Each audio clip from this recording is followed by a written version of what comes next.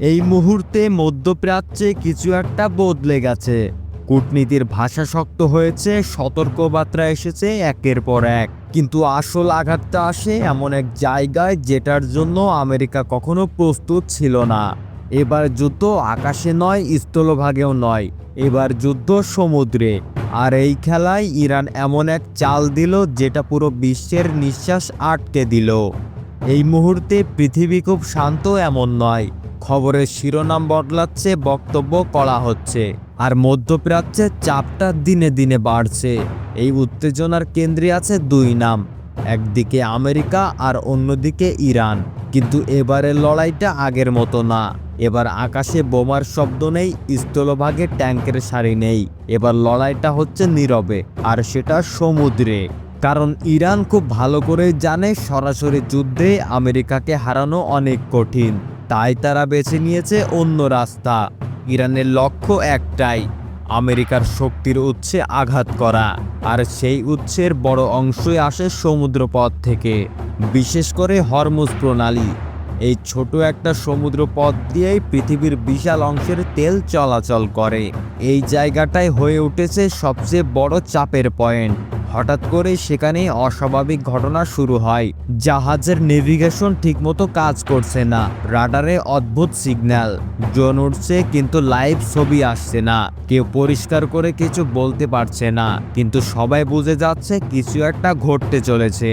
Iran সরাসরি যুদ্ধ ঘোষণা করে না, তারা সমুদ্রকে এমনভাবে বদলে দেয় যেন সেখানে চলাচল করায় ঝুঁকিপূর্ণ হয়ে যায়।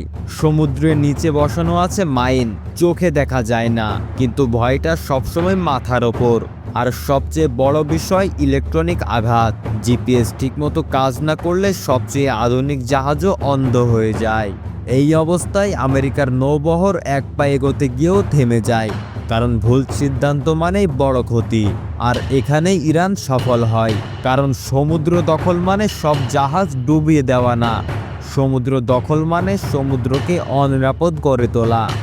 যখন বাণিজ্যিক জাহাজ চলতে ভয় পায় তখন ইন্স্যুরেন্স কোম্পানি পিছিয়ে যায়, আর তখন যুদ্ধ না করেও চাপ তৈরি করা যায়। এই চাপের প্রভাব খুব দ্রুত ছড়িয়ে পড়ে। তেলের দাম বাড়তে শুরু করে, বাজার অস্থির হয়, দূরের দেশগুলো চিন্তায় পড়ে যায়। এই লড়াই তখন আর শুধু ইরান আর আমেরিকার থাকে না, এটা হয়ে যায় পুরো বিশ্বের সমস্যা।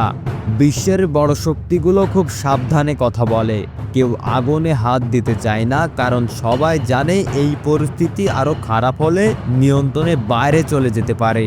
তাই আমেরিকার সামনে তখন কঠিন সিদ্ধান্ত। জোরালো আঘাত মানে বড় যুদ্ধ, আর নীরব থাকা মানে চাপ মেনে নেওয়া। ইরানও জানে তারা চিরদিন সমুদ্র আটকে রাখতে পারবে না, কিন্তু কয়েকদিনের জন্য হলেও এই নিয়ন্ত্রণই তাদের শক্তি। এই পুরো ঘটনায় একটা বিষয় পরিষ্কার, আধুনিক যুদ্ধে শক্তি মানে শুধু বড় অস্ত্র না, শক্তি মানে সঠিক জায়গায় সঠিক সময়ে চাপ তৈরি করা। আর এইবার ইরান সেই খেলাটাই খেলেছে। এই যুদ্ধ কোথায় গিয়ে থামবে তা এখনো কেউ জানে না, কিন্তু একটা সত্য অস্বীকার করার উপায় নেই, যে দেশ সমুদ্র নিয়ন্ত্রণে নিতে পারে সেই দেশ শত্রুকে না, পুরো বিশ্বকে ভাবতে বাধ্য করে।